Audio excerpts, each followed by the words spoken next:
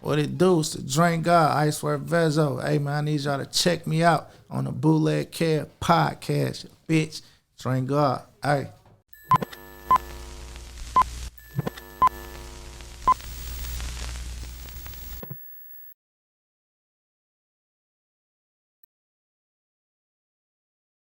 Bootleg Kev Podcast, special guest, man, the homie, Detroit's finest, Icewear Vezzo in the building, man. Thank God. What it do? Welcome, man. Appreciate you, brother. Yes, sir. First of all, congratulations, man. The glow up since you left Motown has been glorious. Yes, sir. Absolutely.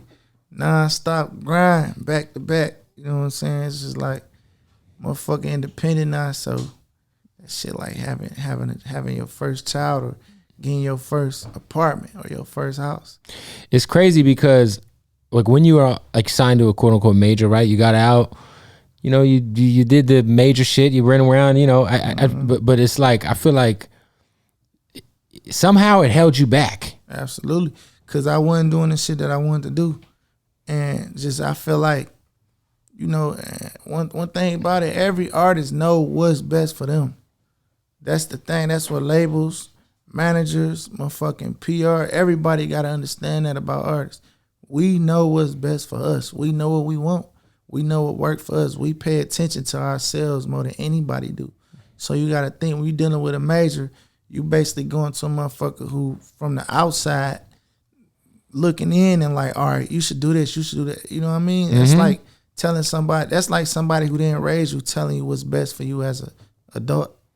Like you got to where you were by doing something, and it's almost like once then you get on board with a major, and then they're asking you to stop doing what got you there. And logically, it don't make sense because like what I've been doing obviously got y'all attention. Interested. So why the fuck would we stop doing what got y'all attention? It don't make sense.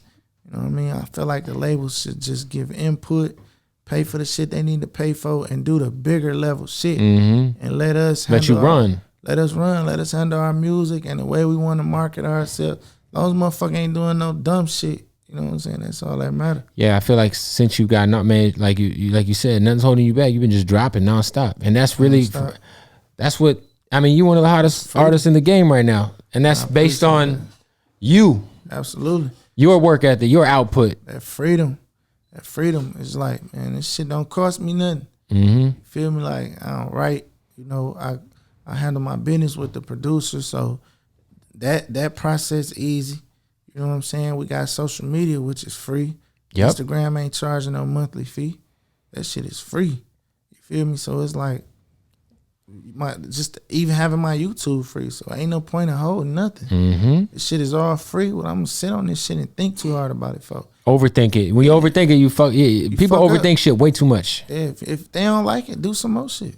Just drop some more, and that's just a more piece of your independent catalog. You can't lose fans from dropping too much music. You lose fans from doing dumb, goofy shit. Or you lose fans from sitting on your hands too long, and then they forget about you.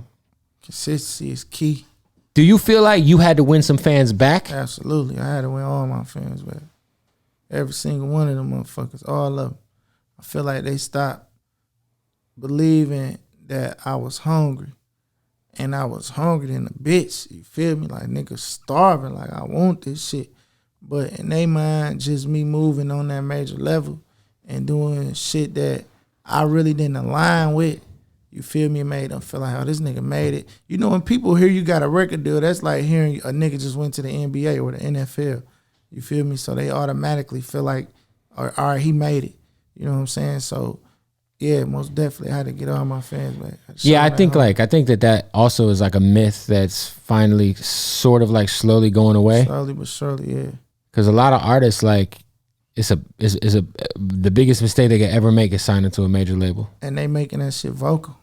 You know what I mean? A lot of artists is being real vocal about not going to no major, and how important it is to have independency and, you know, move and be hands-on with your shit. You know what I'm saying? So definitely that's that thing kind of going out the window.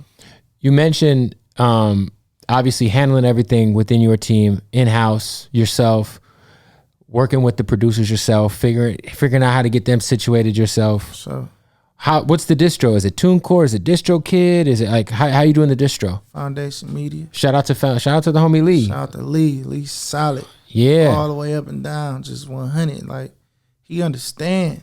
It ain't never no debate. It ain't never no argument or no back and forth. He don't try. He like, listen, man, this is what you want to do, we doing it. Fuck it. Like, he feel like how we feel about it. What we got to lose? Mm-hmm. All Lee say is stay consistent. Keep putting that shit out. Stay consistent with his music. So he get it. That's the only way too, man. Because, if you think about like your lane, right? It's a very crowded lane. For shit show, like. And so you in order for you to stand out, you gotta do the most. You gotta keep pressing play. Cause I ain't no antics type person. Like, I ain't with the antics and the gimmicks.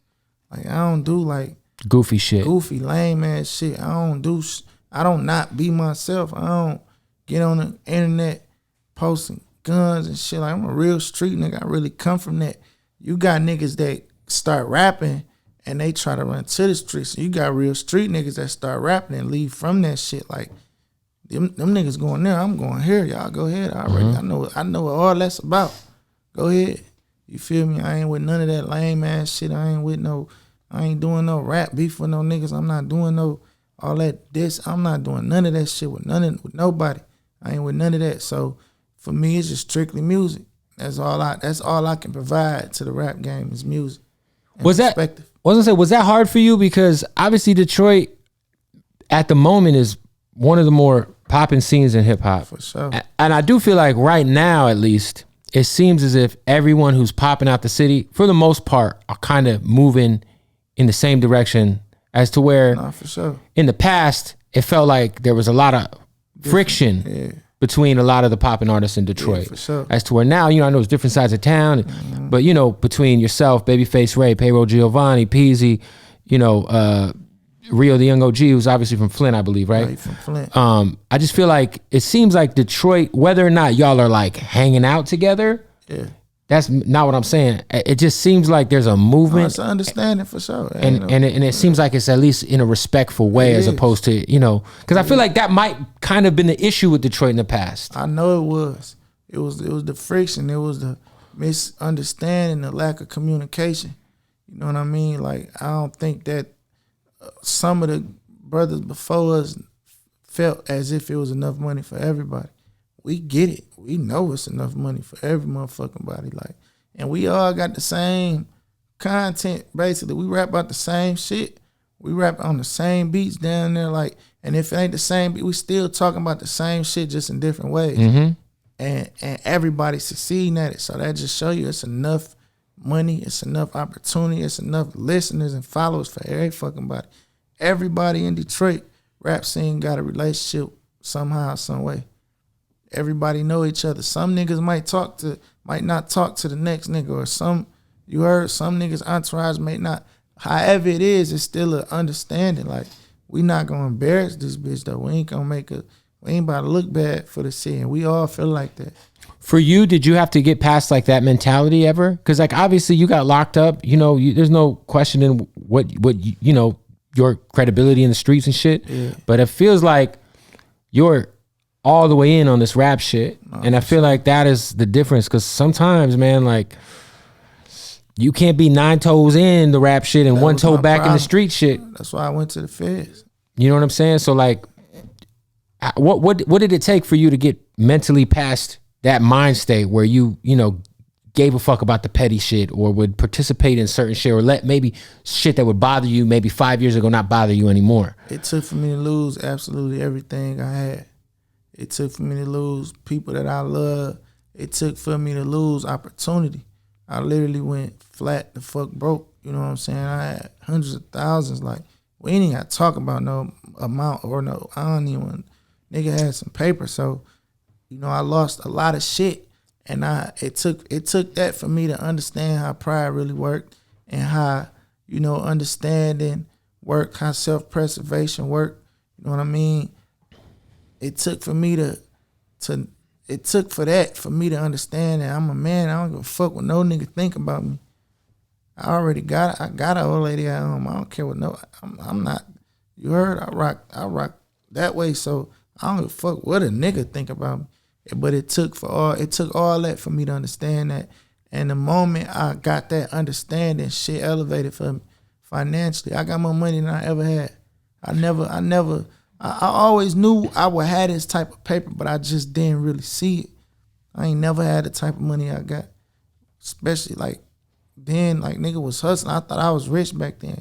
I got real money now. I mean, now you got something to lose, right? I'm not to say you never had that to lose before because you lost it already, but now you know it could be gone. I understand that I didn't know what I had to lose until I lost that shit.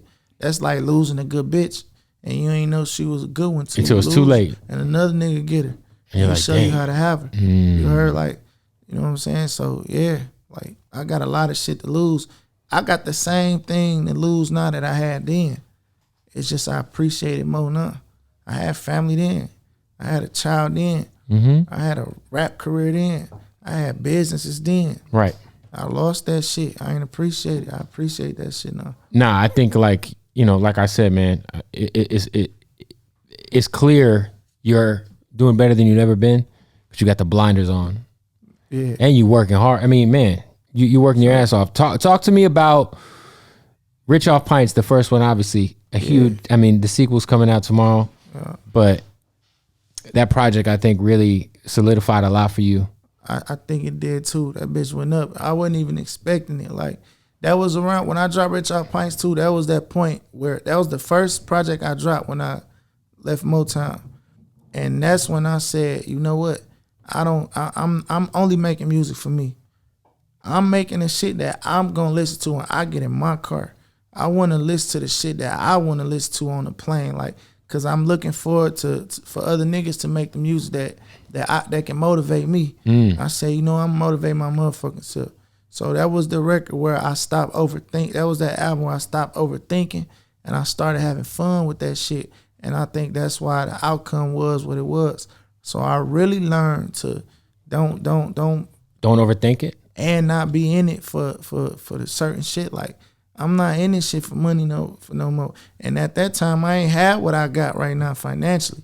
So, you know, a nigga ain't get some money and then be like, no, I ain't working for the money. I ain't had no real paper then. You know, I wasn't in the streets. But when I dropped Rich Off Pints 2, you know, that was all still rap money.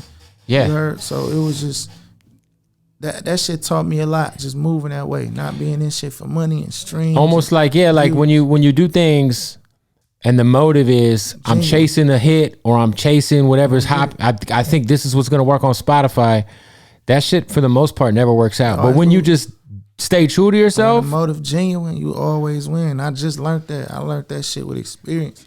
Because I feel like there was like, you know, when you were on Motown, it felt like, you know, you come up to the mixer meeting a couple times and it's almost like we got to chase a hit so these motherfuckers will let me drop music. Yeah, we was. Type shit. Yeah, I was. That's exactly what it was. I got to hurry up and get these folks what they want so I can do me. I was chasing a hit. I was in that shit for success. I was in that shit to take care of my family, to get money and get rich. I had that on my mind every day I woke up, and I strived as a rapper. I gotta get rich. I gotta make myself a millionaire. I gotta do this. I gotta do that. I gotta get these trains. I need to go gold. I need to go platinum. I gotta be big so I don't waste this opportunity I got with this record label. And the moment once they got out the situation, all that shit went with it. I let all that shit go when I let that shit go. You heard? So, and the outcome just was amazing, and it still is amazing. I'm still growing. Like, I got a long way to go from where I want to be. I got an extremely long way to go. Like, you look at a lot of my peers in the rap game, and I ain't just saying niggas from Detroit, just street artists overall, guys that rap about the street. Is niggas really turned. Niggas got 100 million around this bitch.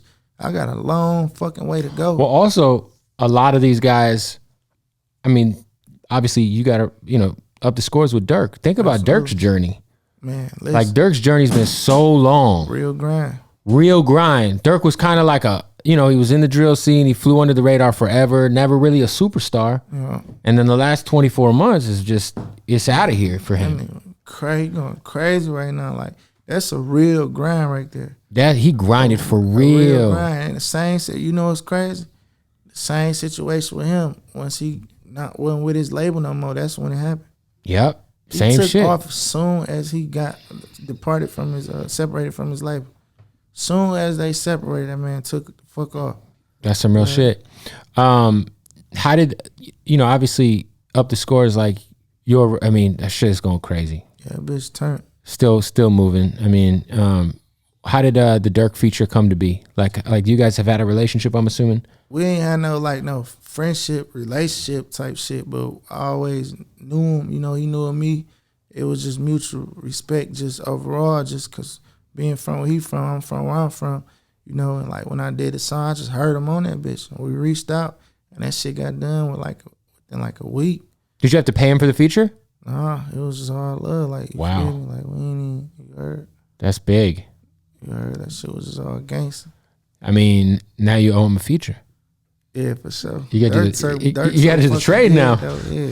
No, I saw he put. But I mean, money still was involved. Of course. But it's just off of respect. Like when you see a nigga that big like that, you know what I'm saying? Like you can run with some free shit. You feel me? But it's like when you want the business to be done and to be done properly, and I want to profit off of this song. You want to maximize the potential of the song. Everyone's got to get situated. So it's like, man, listen, fuck that, Like, yeah, you get what I'm saying? But it wasn't I didn't have to pay for that verse at all. But that shit got done because of the business part. And just out of respect, like, that nigga ain't no fool. Like, ain't no nigga about just give you no motherfucking song and you put it on iTunes and you maximizing out on this shit. You getting booked for shows off this shit, and nigga just ain't getting nothing. You either one or two things gonna happen.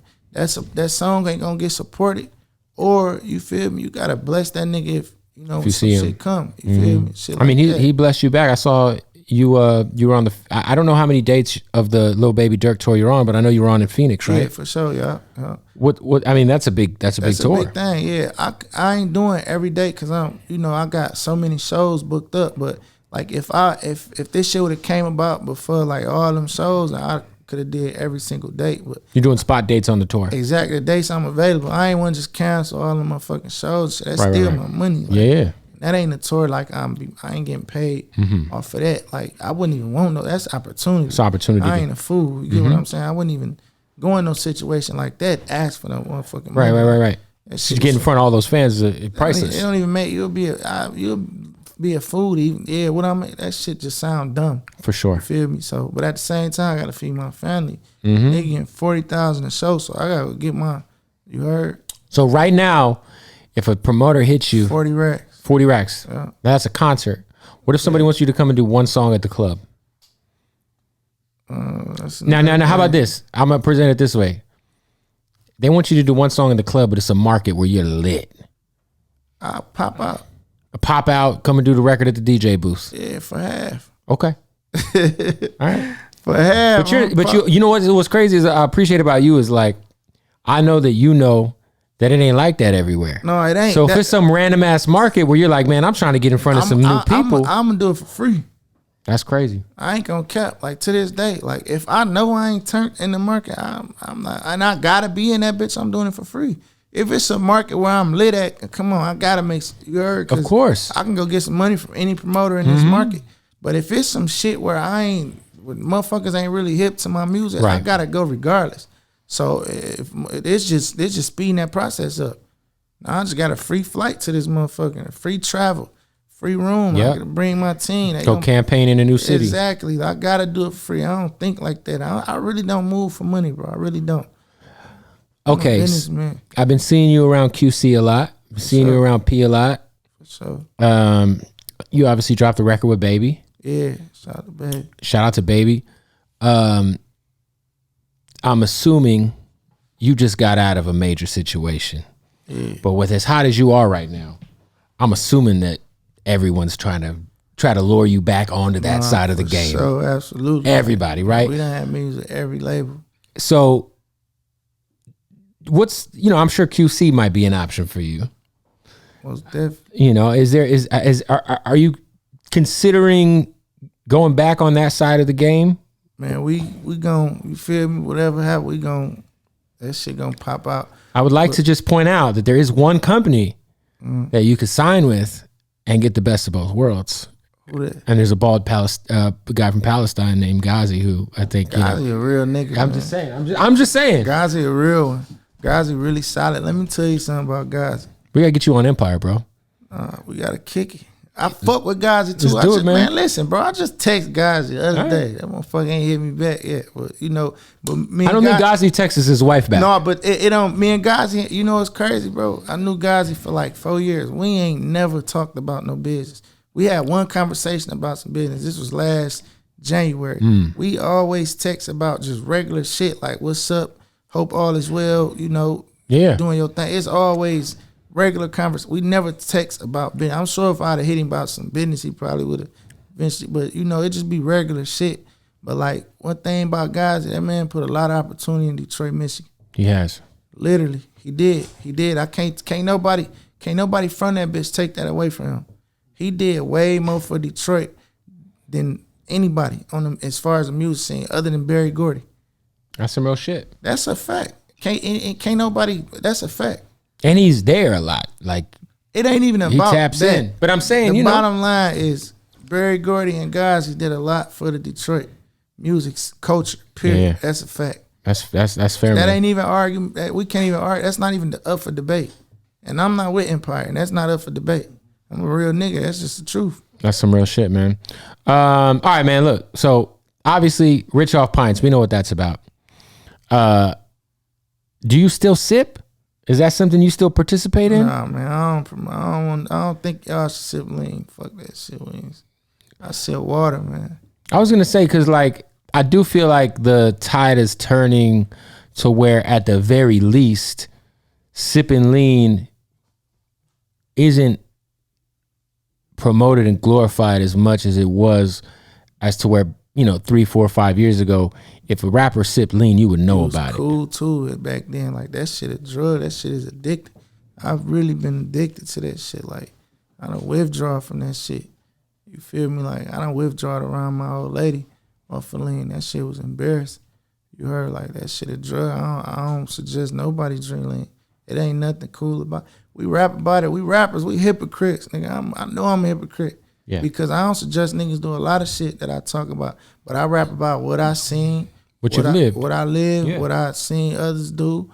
I just don't say who I seen did it. Mm-hmm. You heard? Like this shit be all past tense. Or at this point, I feel like I'm speaking for, I tell stories that's made up because I feel like I'm speaking for people that's out there living that shit. But one thing about me, I'm gonna speak when I rap. I'm gonna make songs. Every time I talk, and it seems like I'm glorifying some negative shit, I'm always speak on the consequences that come with that shit.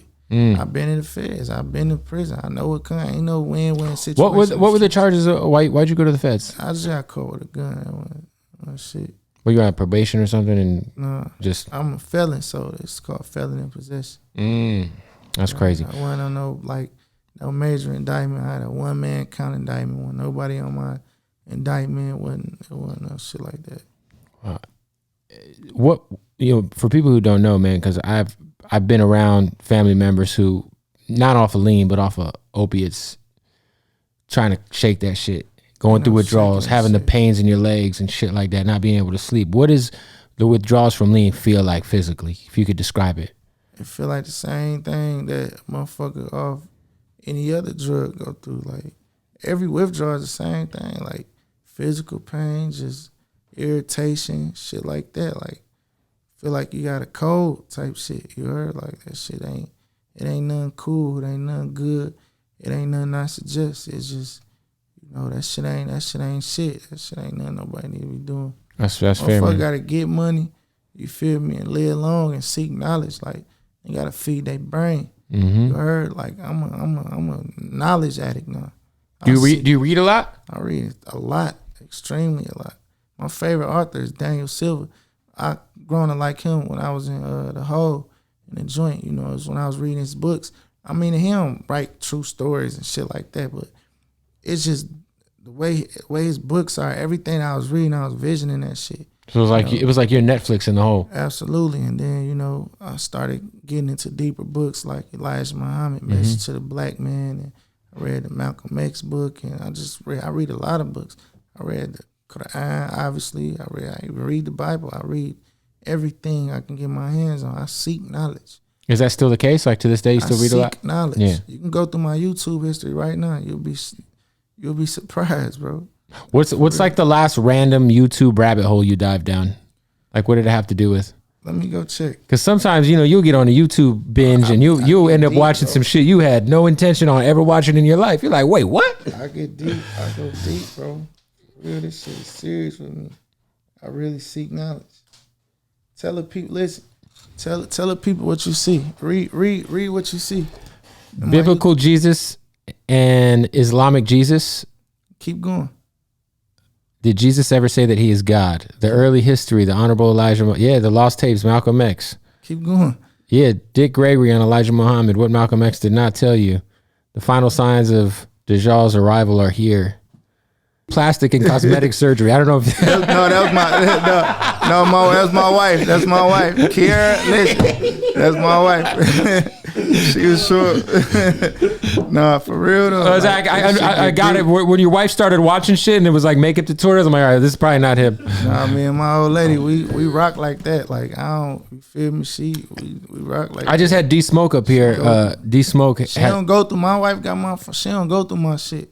If she on Instagram, she log in her account and go on Instagram. She on YouTube, she don't go through my messages. She don't go through my car. We really gangsters, like we really rock like that. Your wife is not the type of person that if you fall asleep. A boss. No, she don't do that. She a boss for real. That's beautiful. She a boss. She don't answer my phone. She don't look at my messages. Like she don't do none of that shit. Like we ain't on that. You heard? Yeah, I think that's how that's how relationships should be. Because if you are on that, then why are you together? Like, for sure. If you can't trust somebody, because guess what? If there is some fuck shit going on in a relationship, it's going to come to light eventually. Every relationship is about trust, whether it's a friendship, a marriage, a relationship. Are you married? Yeah, I'm married.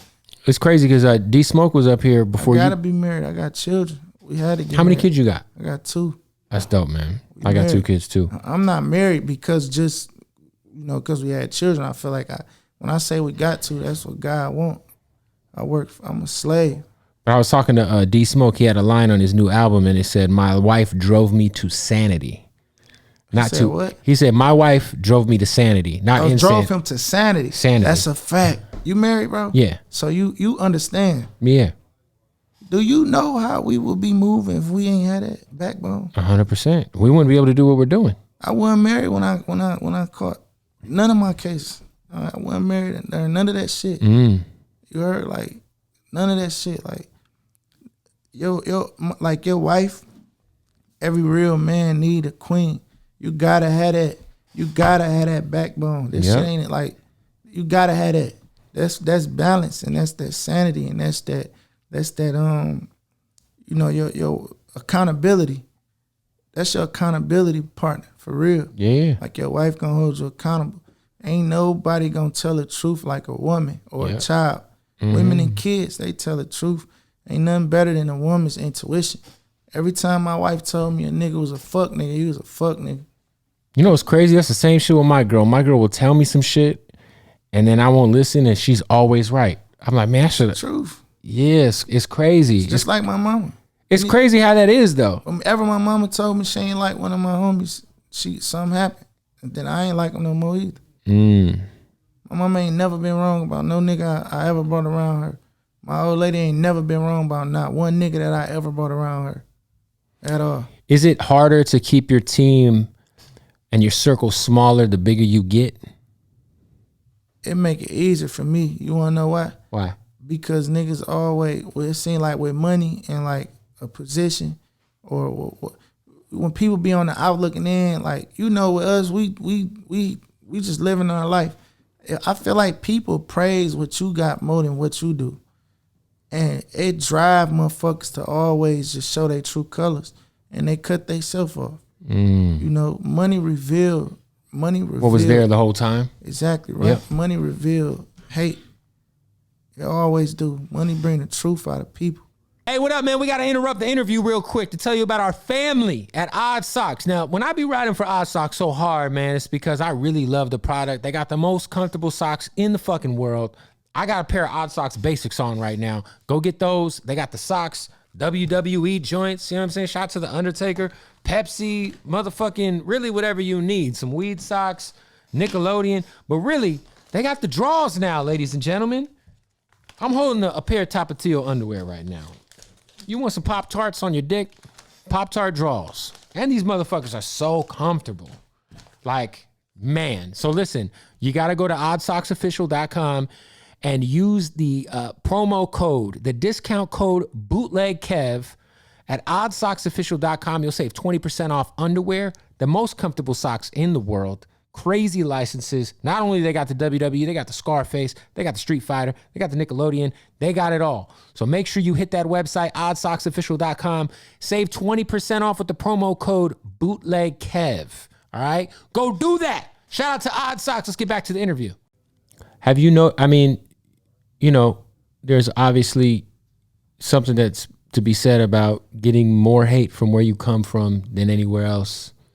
Is that something that happens with you, and is it something you even let bother you at this point?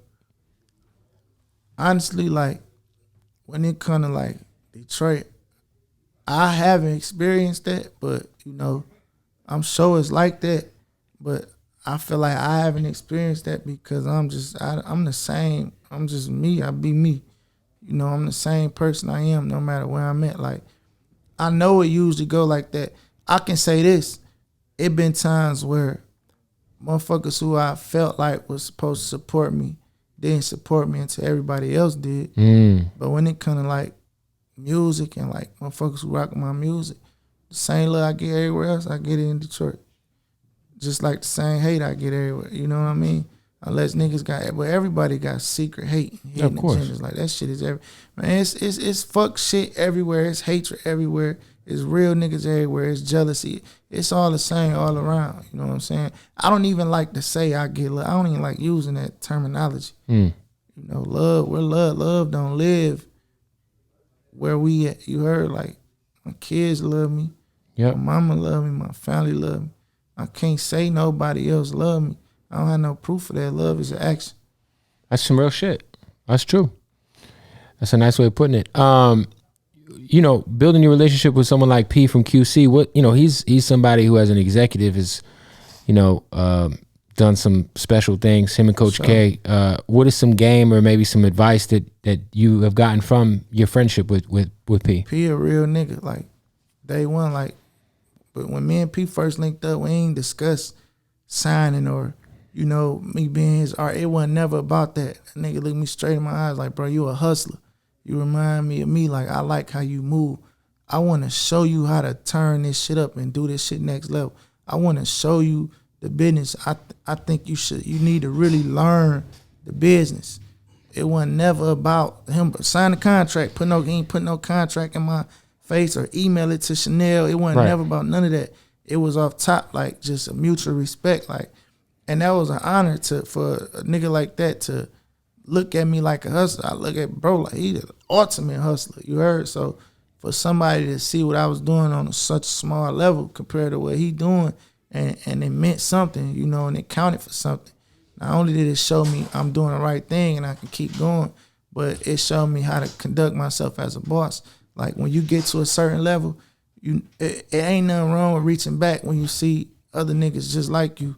You heard? Or if you see yourself in another nigga, and you got to show people the business. You heard? Like, I done got the impression from other people that as long as you know the business, you all right. But he changed my mentality on that. He showed me that, no, the right thing to do is to teach people the business, then do business with them. Yeah. Don't do business with them and then teach them the business. Teach them the business, then do business with them. So I kick my young nigga Hundo up. He from Grand Rapids. You heard? Like, he with Icewear Records. We don't even have a contract because I'm teaching him the business, and then he got to decide if we gonna rock, if he gonna sign a contract with me. Hey man, that's not not how this shit typically works. But I won't be able to fool him.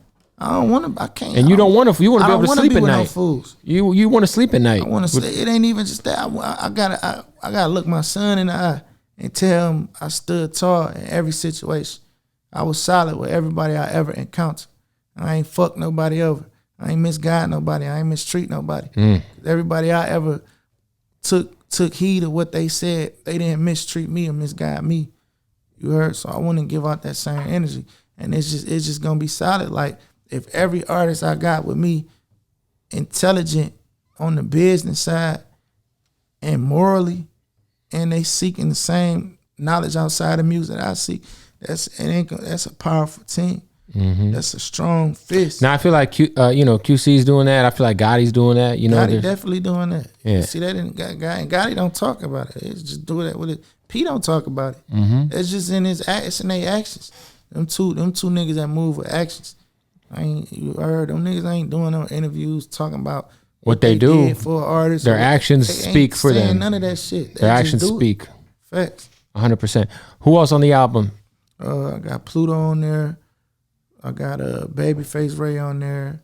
Rio the Young OG on there. Shit, I think that's Free Rio. Oh, Rumor. yeah, and I got Rumor. Man, me and Rumor got a song so hard. Yo, your cousin manages Rumor. Shout out to Adrian Swish, the We legend. got some shit, bro. Like, Yo, Rumor's an alien. Man, dude, so motherfucking hard, man. He's so fire. Rumor gonna be big. Like, He gotta take off his fucking ski mask. For sure. I ain't never seen a nigga outside. Ever. I'm like, bro, when you fuck a bitch, do you wear I the know ski his mask? shit like two-tone probably at this point. Like, yeah, I wouldn't be surprised. Like, what is going on, bro? Like, man, Rumor gonna be big. Rumor gonna be bigger than a lot of that nigga gonna be huge. oh, he's huge, man. You and Babyface Ray. I mean, obviously, Babyface Ray, somebody coming out the city who's We from the same hood. on fire. Would you guys ever do like a collab, like EP? We be talking about that shit every time we see each other. Never get it done. We done recorded 5 songs and came up with a name and everything. Like, we was gonna call that bitch Purple Gang. Like, That'd be crazy. we never. It's just his shit. It seemed like our career started moving at the exact same time for some reason. So it just been kind of making it a little difficult. But we definitely doing the tape. Like, Who else gang. outside of Detroit would you want to do a tape with? I feel like me and Pluto got good chemistry in this, like, as far as musically. When you say Pluto, you mean Future? Yeah. Okay. Definitely got good. We make some hard ass songs. I don't know why I'd love to hear you and Mozzie do some shit. Mozzie hard. I fuck with Mozzie a long way. That nigga hard. Yeah, I feel like Mozzie's super hard. you and Mozzie would be a special. That'd be a special little EP. Mozzie speed. He talk real nigga shit. Yeah. He move like one too. Like, And you know what's crazy? He's kind of the first rapper that started that Kick the Cup shit. You know, he started that shit 2017. He was like the first guy to be like, man, I can't do this shit no more. Kick the cup. I think we need to really make that shit a movement, bro. Mm-hmm. We really do. And you know what's crazy is if There's it's a lot of niggas, bro, that really respectfully that don't really be sipping like that, you know, and they keep it 100 though. Like, if a nigga ask me, nigga, I'm saying I don't really be drinking like that. These niggas is getting money and getting smart. Like, that's good. That's a good thing. The rap game wasn't like that in the 90s. Niggas was getting money, getting dumb. they was getting money and still getting fucked by the label or still doing dumb shit. Motherfuckers smarting up. Y'all niggas going to the gym, all that shit. Like, niggas is just moving like bosses. It's a lot of niggas. Like, outside of, like, if you let society and Instagram tell it, rappers are some of the dumbest niggas on earth. But realistically, it's a lot of smart niggas, bro. Like, well, because the people who are on it, the people who make headlines on Instagram, at least, you know, I always say there was like an era in rap, 2017, 2018, where the dumb, goofy antics was dictating who labels signed. Facts. We would see people that were getting signed, I mean, just for doing dumbass shit on the gram, and they were putting music out with like actual, dude. That was probably one of the roughest eras in music, because I'd be like, we'd have people come up on the show, and I'd be sitting across from some guy nodding out, or who's got like, yeah, nah, for sure. All along a nigga faking this shit still like WWF still. no, it still is, but it was bad. It was bad, bro. Yeah. I mean, you know, we think of that was like the 6ix9ine era. There was like guys like, there was just a lot of fuck shit. That was like when Lil Pump was at his peak, just doing shit for the internet. It was like, yo, if you're known for your antics and not your music first, then you don't got longevity. Longevity is not in your cards. That shit is in your heart. Yo, man, I ain't with them antics. I ain't with none of that shit. When you were locked up, man, like, you know, how hard was it to just deal with the time? Like you said, you read a lot, right? What mentally, you know, I know some people who come out of jail and that shit breaks them. I know it takes their spirit. I mean, I know this is an answer that you would expect because I know how animated like rap shit is and how fake gangster and fake tough niggas be. But this really from the heart. It didn't fuck with me, bro, because it made me better. I appreciated it. That was the best thing that ever happened to me, other than my children. It kind of made you think about, like you said, you didn't know you had a lot to lose before you sat down. That was the best thing that ever happened to me. So my time wasn't hard because you can make your time hard. For one, I only had 2 years. That ain't no time. Mm-hmm. Two, it's just like, it's up to you with what you deal with. Like, one of my homegirls texted me the other day. I'll show you the message. It's true story. I don't tell all the truth. She said she been hurt. We was just having a conversation. She like, well, I've been through a lot. I've been hurt a lot. And I told her, I could have got hurt a lot. She said, what you mean you could have got hurt a lot? I told her because the shit that was supposed to hurt me, I ain't let it. It's about what you let hurt you. So if you doing hard time, that means you doing hard time. You know what I'm saying? Yeah. Like, you ain't gotta do hard time. That's for nobody. And I done seen niggas in that bitch for 30 years. And that bitch like they got 4 months because they mastered they self up here. They mastered their mentality. They mastered their thoughts. You mentioned being in the hole. Was that like a little harder to deal with those times? That's when I felt like I was in jail. 23 hours a day. Yeah, before, and then I was in there in the wintertime. So we was in the orange jumpsuits with socks and sandals. So I ain't go outside. That shit was 0 below. I was in Ohio. So it was 24 hours a day. Fuck. I did 3 months the first time, and I went back and did 3 months. The second time it was in the summertime. So I was going out. I was doing 23 hours. But I didn't feel like I was in jail until I went to the hole. I think I had a cell phone in that bitch. I'm doing everything but fucking. You feel me? So it didn't feel like jail. What did you do in jail to result you going to the hole? I got caught a cell phone. Contraband? Yeah. It's a 100 series shot. How does someone get a cell phone in jail? Man, I can't do that, brother. Is it the guards? I'm not saying how do you get it. I mean, in general, I mean, there's someone brings it in while visiting. Guards bring it in. They got their system, man. It's a lot of brothers still locked up. You know what I'm saying? I don't know. Because I feel like an underrated relationship, right? Because I mean, I've been to jail, not for as long as you, but all my cousins, hard prison time, right? Yeah. The relationship between the COs and the prisoners, it's either really bad or really good, or it's like they're your lifeline to the outsider. They could be, or it's really like you know these people, you know right? What I always wonder if ways of inmates ever rubbed off on COs. You get what I'm saying? Yeah. Like they watch us politic. They watch, and then they gotta go home. And they gotta go home. They got a whole life. They got a world. I wonder if they ever dealt with their personal life and use, some of the knowledge that they watched us politic. I wonder if they ever felt wronged in a situation and they reasoning was the same reason like we felt wrong. Like, I wonder if they ever had to school they homies like, nah, you can't do this. This one right. Like if anything, yeah. You get what I'm saying? Anything good or bad rubs off on them in the real world. I was wondering that shit. I wonder if that, because they still people at the end of the day. Not. Hey, it's a job police. With benefits. Absolutely. They not police. Yeah, they not. That's why when people get on Ross because he was a CO, I'm like, that don't mean shit. He wasn't a cop. You know what I'm saying? I don't know, man. I think Ross a boss. That nigga, man. Yeah, I think Ross is I was just with Burner. We just had Burner here Sunday, and we were talking about Ross and just like how much of a inspiration he's got to be to everybody if you're really paying attention. He's from the trenches at the end of the day, And I don't know Ross personally. I don't know what he personally did in his life, so I can't speak for his character. You know what I'm saying? But you can speak on the actions. As his business side. Business-wise, he a boss. That's that. He made it in the music industry. You know what I'm saying? And he is from where he from. He from Dade County. That bitch ain't no playground. That bitch the trenches. You feel me? So. What about you say you have more money than you've ever had? Are you interested? What kind of investments are you trying to make, or what kind of things are you trying to do with your money to try to make sure if rap goes away tomorrow, it's still... Well, first and foremost, I'm paying my taxes. Smart. That's the first thing. That's how I'm gonna keep my money for. Because the IRS will be on your head. Absolutely. So I'm paying. You don't want to get Wesley sniped. I bought a home in my name with my credit, and I'm taking what I invest in slowly because like I said, I had money prior. And I had a restaurant. I bought a car wash, and I had a dispensary at the age of 24. You know what I'm saying? That's big.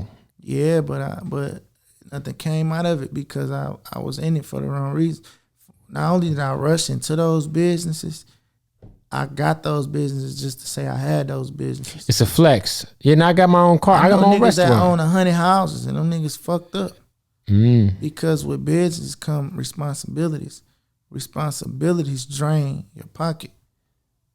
Yeah, especially if you're not in a position to, or you don't have the bandwidth or the team to deal with 100 fucking houses. So this for any nigga that's getting some money, be strategic about what you invest in.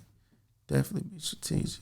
Got to. Yeah, nah. I know the cannabis business. Something I'm now that I'm off probation, I'm extremely interested in that and doing it the right way. Well, now in Michigan, it's recreational, right? Almost. Not there yet, though. Almost. So it's still medical. It's still medical, yeah. Oh, okay. I mean, they passed it, but it takes some time for. Well, I know Cookies is there now. Yeah, I mean, it's booming. Yeah, it seems like the weed shit in Michigan is booming right now. We've been had dispensaries before that shit was even, all the way. Like I feel like we was one of the first states to have dispensaries. Dispensaries, literally. Like I remember 2014 seeing dispensaries that wasn't getting shut down and shit. It was just certain stipulations. But I know they did pass it to be recreational.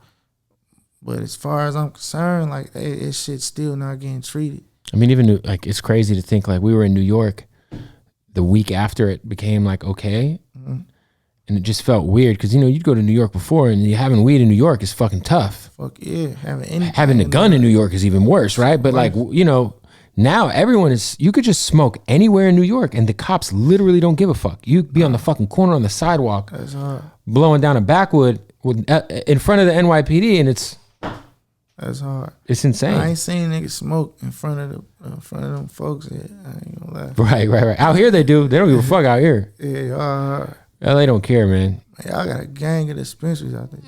It's almost too much. It's very it's real competitive. Yeah, what happens is, people come from out of town and they think shit is sweet, and they come to LA and they think they're gonna get on with some weed, and then it's like, bro, we're still in this number 2 biggest market in the country. Still so much politics involved out here, especially on the street level. And furthermore, it is the most competitive legal marijuana business in the world. Bro, that's that's really the stereotype for LA. Yeah, I'm gonna go out there. I'm gonna get my packs. Go get a bag. I'm gonna go get some packs. We're gonna ship them back to the. No, like, bro, like, make sure you get. You motherfuckers come out here and also get robbed, thinking they're coming out here and gonna get some packs. Sweet niggas gotta stop. This bitch ain't sweet at all. Not at all, man. Rob like a motherfucker down this bitch. This bitch ain't sweet. Niggas think LA just like a land of opportunity. It's opportunity out here, but this shit political. Like, I know real street niggas down here. Them niggas ain't. A lot of niggas don't just like that. Like, motherfucker coming down this bitch and you just off top just feel like you just gonna move how you move, all that. And that's how it should be anywhere. I feel like that about Detroit. I don't want nobody, and not that I own it, I'm not, and I ain't saying like on the street level, like on no that type of shit, just period. Just how I feel. Like, this is somebody home. You get what I'm saying? You still gotta treat it like you said. Like it's somebody home. You're not gonna go to someone's house that you've never met before and stuff. Put your feet on their couch. Absolutely. You should treat that. That's a perfect analogy. Yeah. If you go to someone else's city, man, be respectful. Be respectful. Move the right way. Move the right way. I think that was kind of what happened with with the no-fly zone shit with Trick, essentially, right? Nah, for sure. Like, we all felt like that. Like, Trick was just the leader of that, the face of. He was the bigger artist at the time. You know what I'm saying? So, and he coined that phrase. No fly zone. Shit. Yeah, man. Who, in your opinion, give me your top 5 excluding yourself, MCs out of Detroit ever? Top 5 MCs out of Detroit. Blade Icewood, Street Lord Juan, Cheddar Boy Malik, Tough Tone. Man, I got a lot, bro. Of course, Eminem. Okay, so you're putting Eminem in the 5. Eminem number 1. He's top 5 in the world. I mean, I don't disagree, but I do know some people in Detroit are like, I've never listened to Eminem in my life. We love Eminem music. It's just we feel a certain way about Eminem to a sense. Like, niggas love Eminem. Like, ain't nobody ever tried Eminem, or he still live in Detroit. That's his home, like it's our home. We just never met him.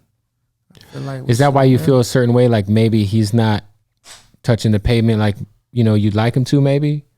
I mean, it ain't about what I would like him to do. He his own man, but he inspirational to us. You know what I'm saying? Like, I'm accessible to the young niggas that's coming up in Detroit. I make myself accessible to them.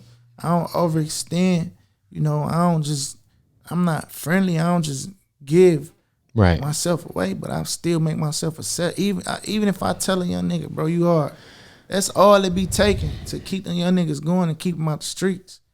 I mean, to be fair, I don't think Eminem's accessible to anyone. But come on, bro. We doing great right now. No, you're right. That's why I thought it was dope to see. Obviously, Sean worked with you, but to see Sean do that cypher at the end of his album, I think it was it 10 artists on there? How many artists was on that? 10? I don't know. I never listened to that song, not once. But I mean, at the end of the day, I think that was like a cool thing. That was some gangster shit. That was hard. Did you feel any type of way him leaving you off that? Nah, me and Sean got plenty of records. We got a relationship. Y'all got records and a video together. You understand it. He didn't put the hottest niggas from Detroit on the song. He put who he wanted to, you know, extend his arm to. Like, you gotta think the niggas that's not on the song is niggas he already done extended his arm to, done showed love to, popped out for, made a call for a nigga, did a video with a nigga, did a song. Sean keeps shit solid, bro. He do. He keeps shit gangsta. I was slightly mad about that because I know how big I am in my city. So yeah, like, I'm not a nigga that feel what's that word? I can't even think of the word, but entitled. I don't feel entitled. I just know where I stand. When my music ain't doing good, I know when it ain't doing good. I knew when my shit wasn't turn. I never felt entitled. But I know I know my value. But just when we had a conversation about it, I understood exactly what he meant. And that's just what it was. Like, I'm trying to give everybody a chance. Yeah, I feel like he had kind of all walks of like the Detroit scene on there. Royce was on there, you know, obviously. Detroit's such a Royce fired too. I mean, Royce one of the greatest of all time in the world. In the world, Royce is one of the greatest to ever touch a mic. And that's why it's hard to name top 5 from Detroit. When you got niggas like Royce 5'9", you got Lies Boys, KDs, he made West, Stretch Money, that nigga really lyrical. Bodie James, like, it's too many. Bodie James is a beast. Exactly, bro. It's too many people, bro. Yeah. Yo, would you ever, you know, because obviously, would you ever work on some like production, like, you know, because we think of Detroit, we think of also Jay Dilla and Slum Village and a real serious boom bap backpack scene. For guys like Guilty Simpson back in the day. That's what was Black Milk, first. All that shit, right? Would you ever fuck with any of that production just to try to bring the two worlds together? For sure, I would. Absolutely, I would. Most definitely. Did you come up listening to like any Jay Dilla or any of that shit? I never heard not one Jay Dilla song. I genuinely thought he was a producer. I mean, no, I mean, even he is, but he also rapped as JD, you know. I'm not gonna fake. I never listened. What about Slum Village, like Elzai and those guys? They was on TV a lot, so I had to listen to them. I didn't listen to, that's not my style. I didn't listen to backpack music. Like, right. So, I know Royce can rap because, you know, Royce do well for himself in the rap community. He a person, you gon' hear his shit regardless. I follow Royce. He posts shit. And the way the nigga rap, I just be amazed. Like, what the fuck? He's one of them ones. But that's not my style of music. I don't listen to that. But I do like how because, you know, I've talked to artists who are on the other side of the coin right now. We just don't fuck with that shit. But at least, you know, you're like, yo, I'm not, it's not my cup of tea, but I mean, I respect it. I'm still a rapper. I know good lyrics when I hear that shit. I just don't be knowing what half that shit. I don't. For me, sometimes it don't. They may feel we not talking about nothing, right? Mm-hmm. And I seen that side of music say that we not talking about nothing. We literally feel like they not talking about nothing because it be a bunch of lyrics, and it just to us it don't. Lyrical, spiritual miracle. It just don't, like, what is that? What is it amounting to? All right, what did you just say? What was the story? What am I learning from that? But the people that listen to them, they would decipher them verses and be like, nigga, he just said, you heard, like, nigga, that nigga said, da, da, da. You gotta listen to this shit. Just like somebody that listen to our music would decipher for them. Like, nigga, he just said this, like, he had it hard, he did it. You know, and they might understand it. You feel me? So I've grown to not downplay nobody's time. Something just because it ain't your cup of tea. Exactly. Or I might not understand it at the time. You just got to decipher it. Hey, listen, gun to your head. If I had to ask you the question, who's your favorite rapper of all time? Your favorite, like your personal favorite. Let's say you're going back in the hole for 2 years and you can only take one guy's fucking CDs with you. Who would it be? Jigga. Jay. Hey, man. That's a good choice. For sure. I mean, I know that's a lot of people's choice, but hey, man, it's true. Hey, what's your favorite Jay-Z album? Blueprint, the first one, and the Dynasty. Hey, the Dynasty, soon you'll understand, is one of them ones. That shit, man, stories that shit is remarkable. Yeah, man. It's remarkable. I think Hove is like Dan Tunchi. Shout out to Wayne. Wayne, GOAT. He's up there. Man, Wayne is a GOAT. No, he's up there. He's a GOAT for sure. He's up there. Up there, bro. No, he's up there. Yeah. He's up there. When you said Wayne is the GOAT, I said no, he's up there. Okay, all right. He's up there. Okay. Yeah. I thought you said Wayne is the GOAT. I was like, yeah, he's up there. Nah, he's one of them names. Told you, man. You know, you could throw Wayne, Hove, Nas, M. You know, all those people are in the same. That nigga Nas did a whole story backwards, man. Rewind. That's another level. It's another level of like, fuck. That's a level that still ain't been. I don't think I'm doing that shit, bro. Hey, man. I'm doing that shit. Watch. You do it backwards? Level. I'm doing that shit. You gonna hear? I'm doing it on my own. I'm the 2021 street version. What will it take for Icewear Vezzo to go back to signing to a major label? Or is that even possible? Anything possible when it makes sense. Absolutely anything in the world. If that shit makes sense, I need full creative control and I need opportunity for my artists. My artists got to be in the play. My manager got to get hired at the label. Hey, you got to call them shots. And I need a contingency plan. I need to be a motherfucking A&R when I'm done with this shit. Hey, that's smart. A&R. I know music. No, realistically though, it's gotta make sense. Anything that you do has got to make sense moving forward. Absolutely. And now you're in a position where, if it don't, all right, cool, I'm doing me. I'm already rich, so it is what it is. If I never be able to get a play, it's all as well. I can live through my niggas. How dope is it to have? You've had some records that were dope in the club, like regionally, or like certain cities, like, you know, I'm from Phoenix, so there's a lot of Detroit dope boys in Phoenix. So Moonwalking, The Money Phone, these are all records that I would always play in the club in like 2015, 16, right? Moonwalk was my first big song. No, I mean, technically Money Phone was, but that was just big in my region. Moonwalk was the first song where I was in a whole nother city doing some whole other shit and was watching people rap this song word for word. And they ain't take not one picture with me because they didn't know the it was you? Was bigger than me. Well, Up the Score is like a record that, again, is like, yeah, but they know it's me though. Yeah, but I saw. I think Durk brought you out at a college or something. That fucking me up. That fucked me up. That shit was crazy. I don't even know. It was on your IG. I don't know what city that was. That was in it was in Illinois. I just forgot what city it was. It wasn't Chicago. But that's wild, right? Like, fucked me up. That shit fucked me up.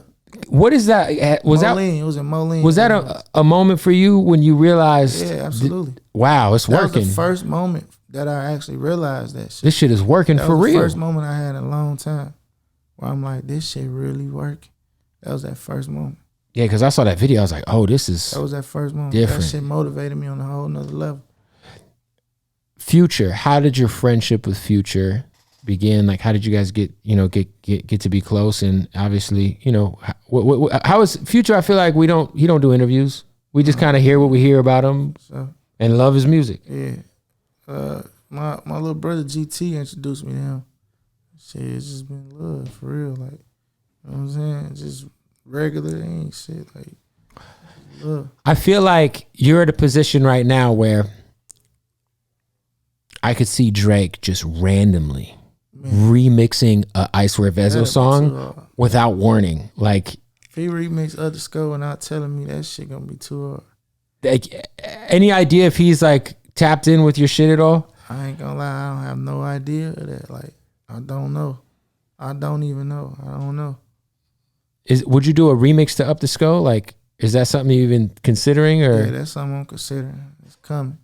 It's coming for sure? That bitch coming. Anybody locked down? Say it. That bitch coming. That bitch gonna be one of them ones too. It's gonna be one of them ones? That bitch gonna be one of them ones. That's what's up, man. Well, listen, Rich Off Pints 2. Yep, Rich Off Pints 2. It's out. Yeah, out now. By the time this drops, it'll be out. Out now. Rich Off Pints 2 out now. Y'all tap in with me. Go look at all the videos. Subscribe to my YouTube channel, Icewear Vezzo. I got a movie out too called Price of Love. It's on Amazon Prime. It's on Tubi. Did you produce the movie or are you starring in it? I executive produced it. I wrote the movie and I'm starring in it.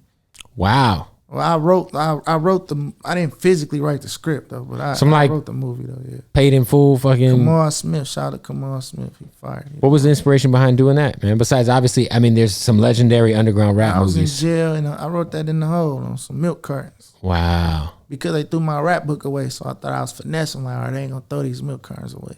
Wow, they threw the rap book away? They threw that bitch away. That's rough. Yeah, well, listen, man, go get the project. And you want to shout out your artists? Shout out to 81 Hundo. Shout out to Vano, Midwest Millie, CEO Chucky, SBR Peasy, Rich Town Butter, SBR Narco. Shout out to Piggy. She from Cleveland. She super turned up. Shout out to Sadiddy. You heard she from Detroit. She is shorty. She turned too. Man, shout out to my manager though, Chanel. She a beast. You know, my cousin Adrian, MJ. Goddamn, shout out to everybody. There it is, man. Icewear Vezzo. It's up. Boom.